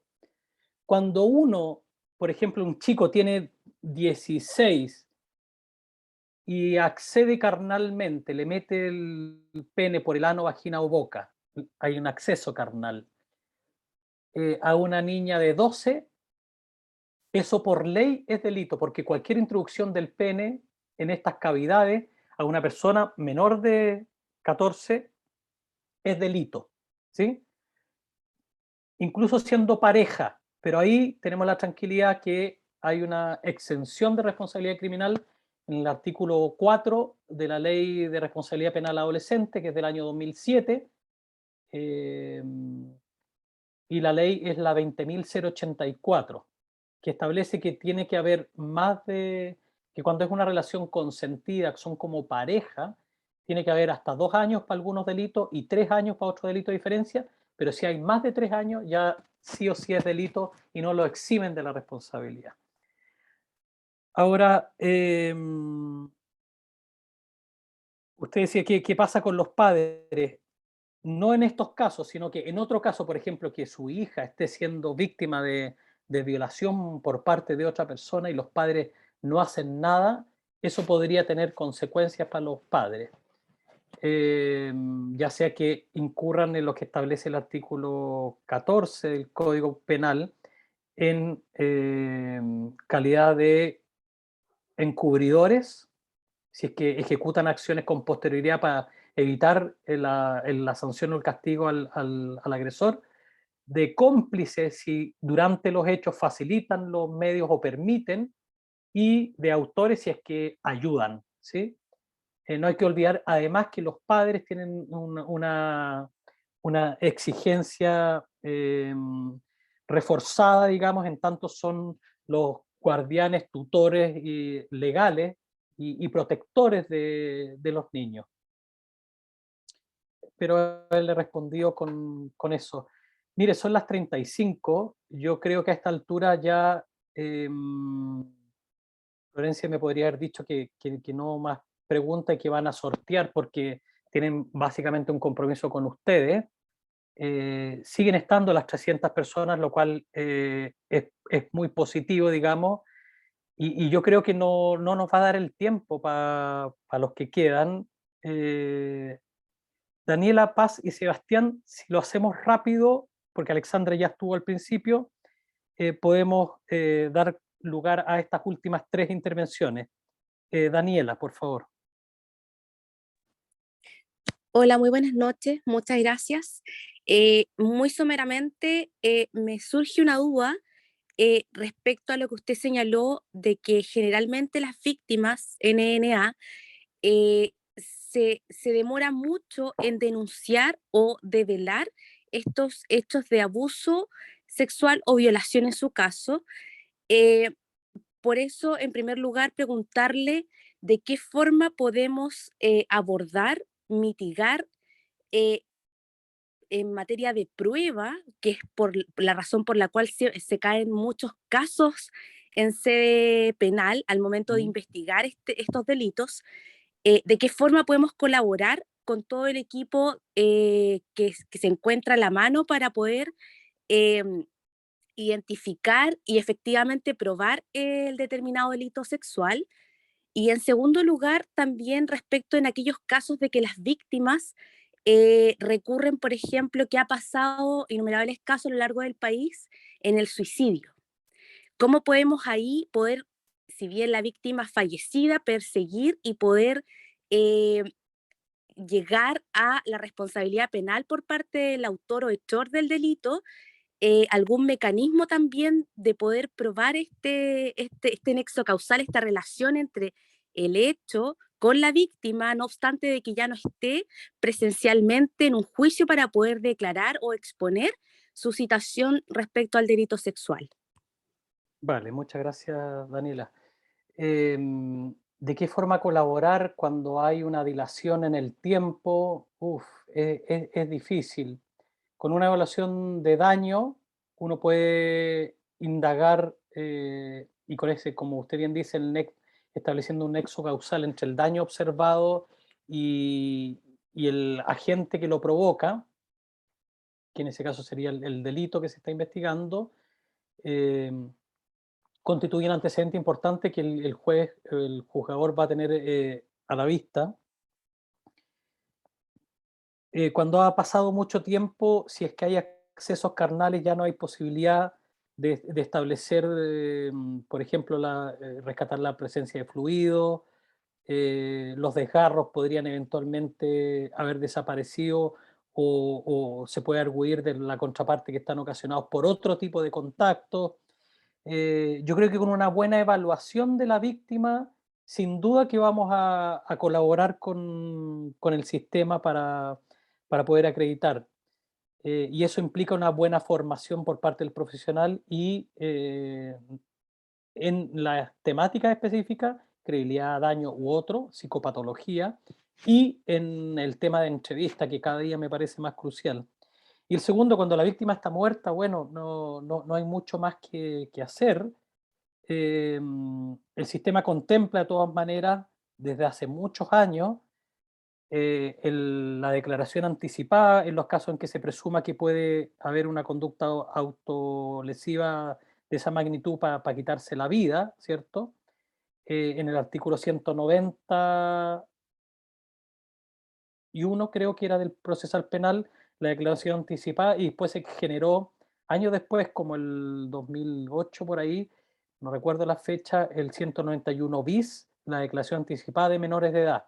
Pero hoy día existe con la ley 21.057 de entrevistas videograbadas, también la posibilidad de la exhibición de la videograbación anticipada antes del juicio. Y el respaldo de la entrevista videograbada, eventualmente ante el fallecimiento de la víctima, Dios no lo quiera, digamos, pero podría llegar a constituirse en una herramienta que venga a reemplazar con todas las reglas, digamos, de la litigación, de la contraexaminación, que venga a reemplazar la propia declaración de la víctima. Eso, y perdón que avancemos porque vamos muy sobre la hora. Gracias, Daniela. Paz. Así, No ahí. sé. Ahí sí, ahí se le escucha. Quiero preguntar por un caso de una persona que sufrió abuso y que después saber que si él sigue abusando, si tuvo abuso como con tortura muy pequeño, 10, 11 años, y después esa persona, ¿cómo podría trabajarla uno? ¿Cómo se podría trabajar su caso cuando siente la culpa de lo que ha hecho, sin ser una violación por fuerza, sino engaño, por decirlo así? A ver, si le entiendo bien, un niño de 10 años abusaba mediante engaño a otros niños. No, fue abusado por personas muy mayores. Ya, ¿y usted qué es lo que quisiera? ¿Usted quiere trabajar con esa persona? Sí, ¿cómo se podría trabajar? Porque esa persona ahora siente culpa. En su momento, Sí. no sé qué le pasó, que siguió Mire, reproduciendo la conducta. en general, Paz, no me gusta hablar de casos, porque para hablar de un caso, uno cuando supervisa habla 40 minutos y genera un espacio para... Me parece poco serio, por eso tampoco voy a los matinales que cuando me invitan, ni ninguna otra cosa, porque no me gusta trivializar un poquitito o resolver, y creer que uno puede resolver algo, pero sí yo le podría dar algunas opiniones respecto de los casos en general. Creo que ahí es importante la motivación por someterse a una situación terapéutica de ayuda, ¿no? Que tiene que ver con motivación para el cambio y eso hay que trabajarlo. El que se autoculpe él cuando ha estado en posición de víctima es otro contenido que hay que trabajar. Con estos casos, usted ve que hay que ir muy de a poco.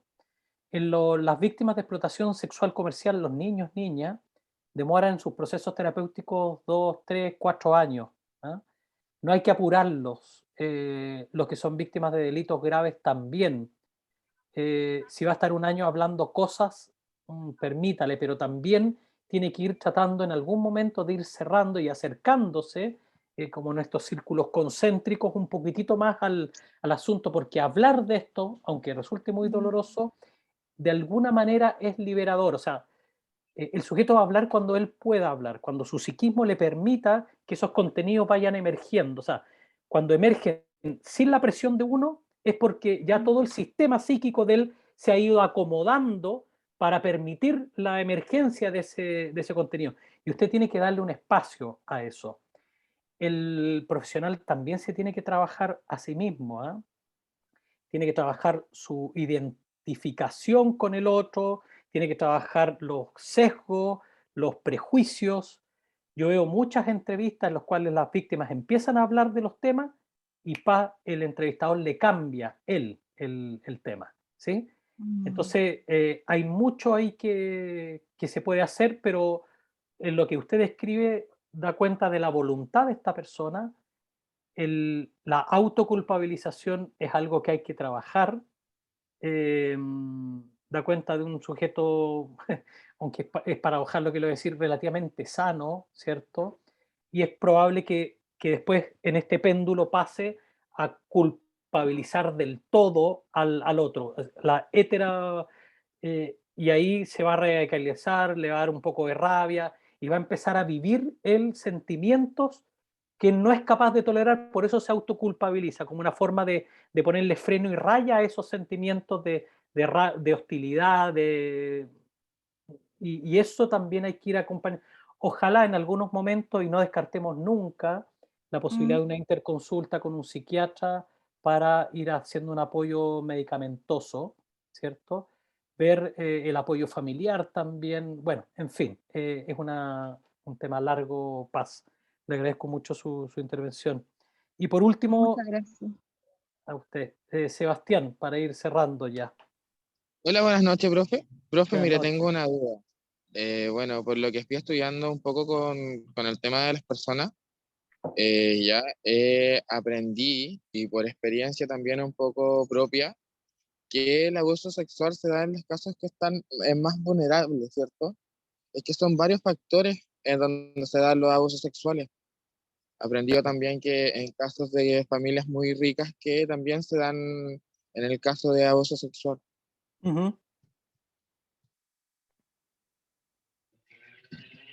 Sí, usted apunta a los factores Pero en que los casos pueden... en los casos, eh, digamos, en casos sociales de bajos recursos, ¿verdad? Se da de manera transversal en todos los estratos socioeconómicos. ¿Ah? Ahí el delito sexual en contra de los niños, niñas no tiene, no tiene una mayor prevalencia. Sí, yo le diría que más escasos recursos económicos ocupan un poco más el sistema formal, ¿sí? Que es el sistema, me refiero al sistema público.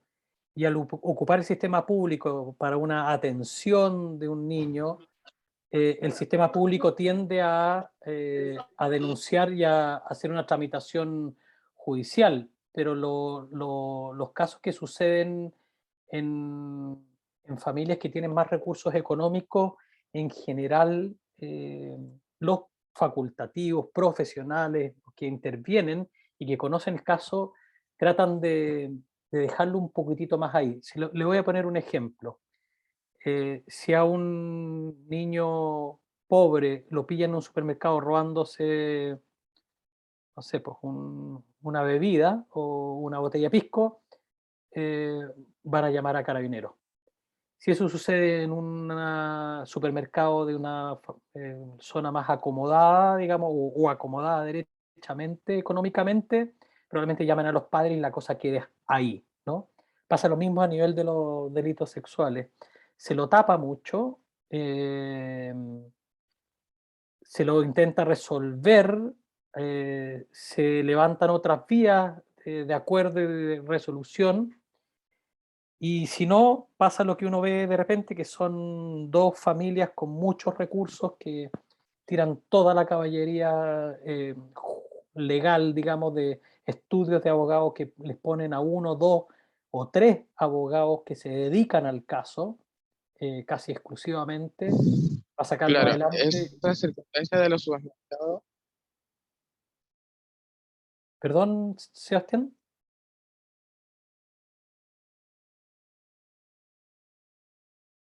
Ahí se me fue el último comentario que hizo. Bueno, ha sido una jornada larga, ya vamos llegando a las 2 horas. Gracias, Montserrat. Gracias a todos los que han participado, que se han quedado hasta ahora, y quiero no dilatarles más el sorteo, porque siempre es bonito cuando alguien se adjudica este cupo, ¿no? Así que le dejo Gracias, la palabra. profe. Buenas noches a todos. A usted, Sebastián, un abrazo. Gracias, gracias. Le dejo la palabra a Florencia. Me encantó el curso, así que hay que seguir. Gracias, Sebastián. Gracias.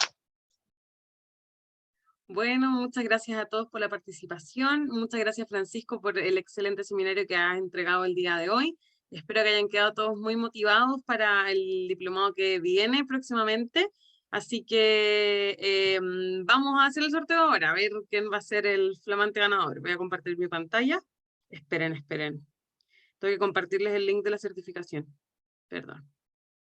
Un poquito antes de compartir para hacer el sorteo. De todas maneras, cuando haga el sorteo va a haber un código QR que ustedes pueden escanear y también van a ir directo a este formulario, ¿ya? Yo lo voy a dejar, Florencia. Les mando un gran abrazo y éxito. Súper, Francisco, que estés muy bien. Nos vemos para la Igual a ustedes. próxima. Hasta luego. Chao, Jorge. Gracias. Hasta luego. Gracias a No, ustedes. muchas gracias, Francisco. Gracias, Muchísimas María. gracias. A ustedes. Hasta luego, Muchas Carolina. gracias. Chao, A gracias. ustedes. Chao, Paz. Ya, chicos. Ay, ¿qué pasó? Ahí les acabo de poner el link en el chat de la certificación y aquí en este lado está el código QR. Y aquí vamos a hacer el sorteo. Entonces vamos a comenzar ahora. Me hablan, gritan, se pronuncian lo que quieran, así es que salen como ganadores, ¿ya? Marilyn Urbina, ¿estarás por ahí? Al agua. ¿Al agua? Agua, eso, bien. ¿La buscaron? Más emoción, más emoción. No, hay otra Marilyn. Vamos a ver el siguiente. Curioso. Vamos a ver.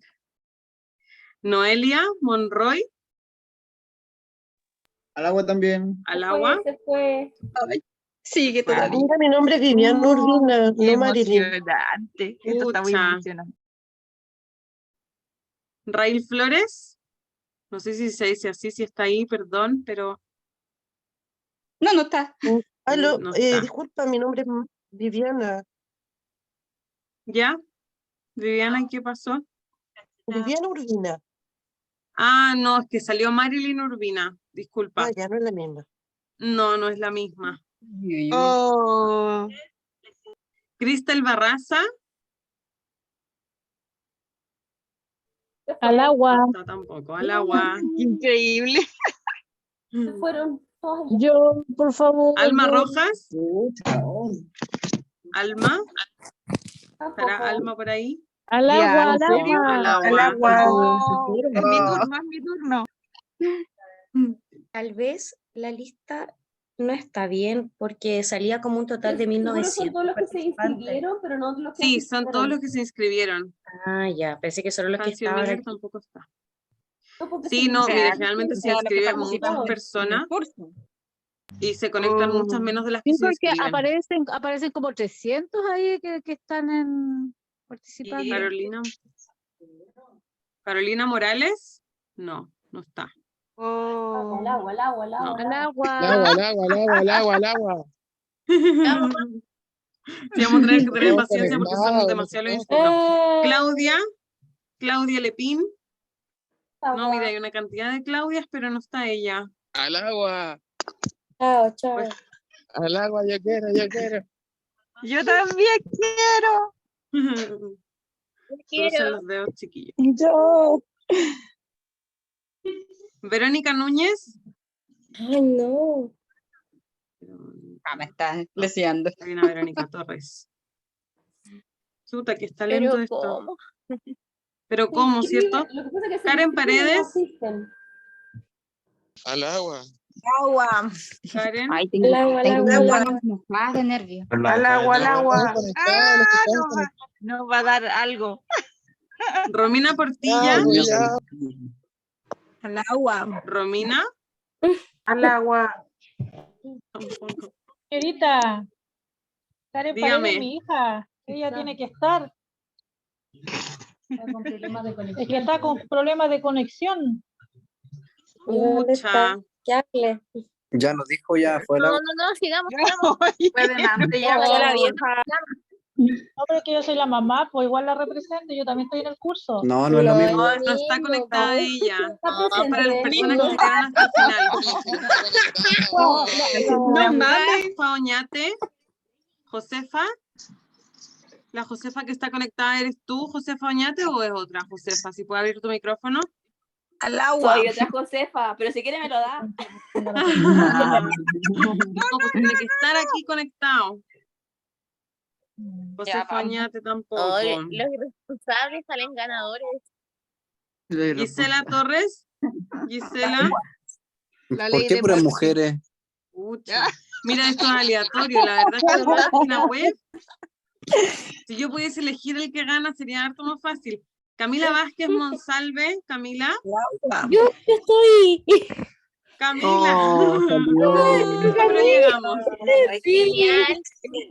Muchas gracias, Camila. Muchas Felicidades. Qué Bravo, bacán. Felicito a todos. Felicidades, fue muy difícil, Ya. pero debieron haber sido dos. Sí, pero funcionó. Así que Se desconectaron todos. felicidades, Camila. Así que eres la ganadora. Te van a contactar por tu correo Gracias. Graba el electrónico. curso. Ah. Y muchas gracias a todos por la participación. Espero que sea un hasta pronto y no hasta nunca más, que se sigan conectando a estos seminarios, que siempre estamos haciendo seminarios gratuitos con este tipo de sorteo. Así que esperamos verlos en alguna otra oportunidad. Y muy buenas noches a todos. Que descansen Gracias. y hasta pronto. Muchas Entonces. gracias. Adiós. Ya, buenas noches. Gracias. Gracias. Buenas noches.